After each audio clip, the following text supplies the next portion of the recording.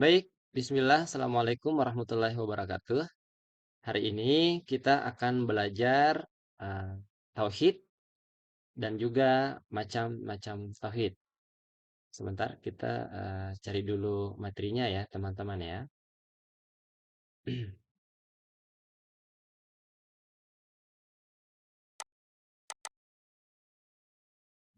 Ini dia.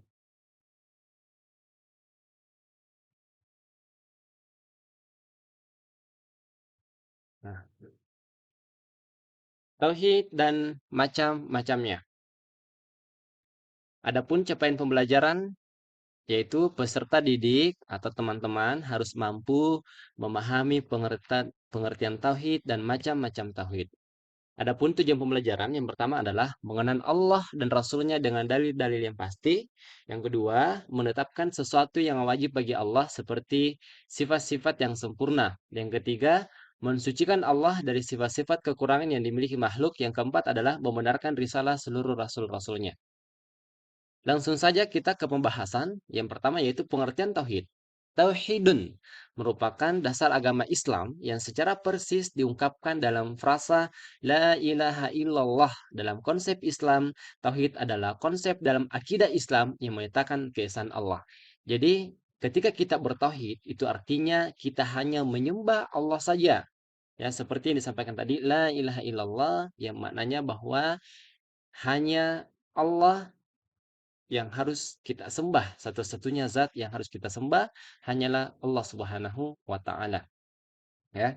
Islam mengajarkan bahwa Allah esa, ya. Allah itu satu, tidak dari segi bilangan, melainkan dari segi bahwa Allah tidak mempunyai sekutu atau serupa. Allah satu dari segi zatnya dengan makna bahwa tidak ada zat yang serupa dengan zat Allah, ya.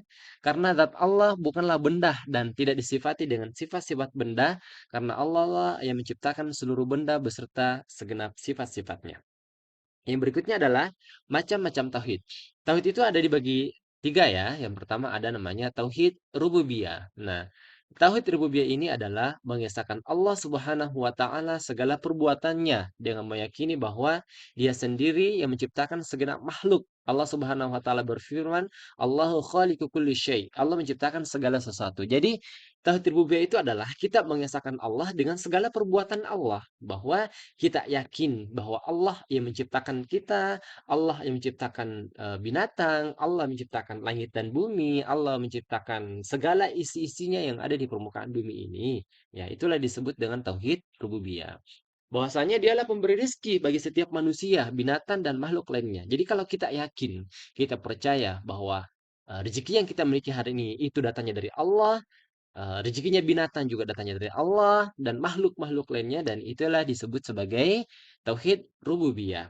Wa ma min dabbatin fil ardi illa 'ala Allahi rizquha, dan tidak ada suatu binatang melata pun di bumi melainkan Allah lah yang memberi rezekinya. Quran surat Hud ayat 6. Jadi kalau kita bertauhid rububiyah, kita yakin bahwa memang di dunia ini binatang, manusia itu rezekinya sudah dijamin oleh Allah Subhanahu wa taala, yang jatuhnya disebut sebagai tauhid rububiyah.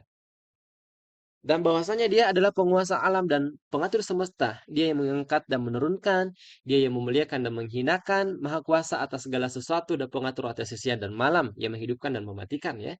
Jadi kita yakin bahwa Allah lah yang menurunkan air hujan, yang menghidupkan kita dan mematikan kita. Kalau kita yakin itu, berarti itulah disebut sebagai tauhid rububiyah, ya. Allah Subhanahu wa taala berfirman, "Hadza khalqullahi fa'aruni madza khalaqal ladzina min duni." Inilah ciptaan Allah, maka perlihatkanlah olehmu kepadaku apa yang telah diciptakan oleh sembahan-sembahanmu selain Allah. Quran surat Luqman ayat 11. Yang kedua adalah tauhid uluhiyah. Apa itu tauhid uluhiyah? Uluhiyah itu adalah ibadah. Tauhid uluhiyah adalah mengesahkan Allah Subhanahu wa taala dengan perbuatan para hamba dengan melaksanakan ketaatan yang disyariatkan seperti doa, nazar, kurba, raja, takut, ya, tawakal, rokbah atau senang, rahbah atau takut, dan idabah kembali bertobat kepada Allah. Dan jenis tauhid ini adalah inti dakwah para rasul, mulai rasul pertama hingga akhir. Jadi tauhid uluhiyah itu adalah bentuknya ibadah-ibadah. Kita sholat, kita berpuasa, kita berdoa, itu adalah tauhid uluhiyah, ya. Yang berikutnya yang terakhir adalah tauhid asma wa sifat. Makna tauhid asma wa sifat yaitu beriman kepada nama-nama Allah Subhanahu wa taala dan sifat-sifatnya. Yang kita ketahui bahwa Allah itu namanya banyak ya. Ada 99 nama yang itu alangkah bagusnya kalau kita menyebut nama-nama Allah di dalam setiap doa-doa kita. Sebagaimana yang diterangkan dalam Al-Quran dan Sunnah Rasulnya menurut apa yang pantas bagi Allah Subhanahu Wa Taala tanpa ta'wil dan ta'til menghilangkan makna atau sifat Allah, takif ya, mempersoalkan hakikat asma dan sifat Allah dengan bertanya bagaimana. Jadi kita tuh dilarang bertanya bagaimana bentuknya Allah, bagaimana tangannya Allah itu adalah satu hal yang tidak boleh kita pertanyakan dalam agama Islam. Dan yang terakhir adalah tamsil, menyerupakan Allah dengan makhluknya ya. Kita tidak boleh menyamakan Allah dengan makhluk manapun, itu nggak boleh. Nah, ini ada soal-soal yang bisa teman-teman jawab dan jawabannya nanti teman-teman bisa mengirimkan jawabannya di email yaitu ymgharisal@gmail.com. Ya, saya rasa itu pembelajaran kita pada hari ini. Mudah-mudahan teman-teman bisa memahami semuanya ya.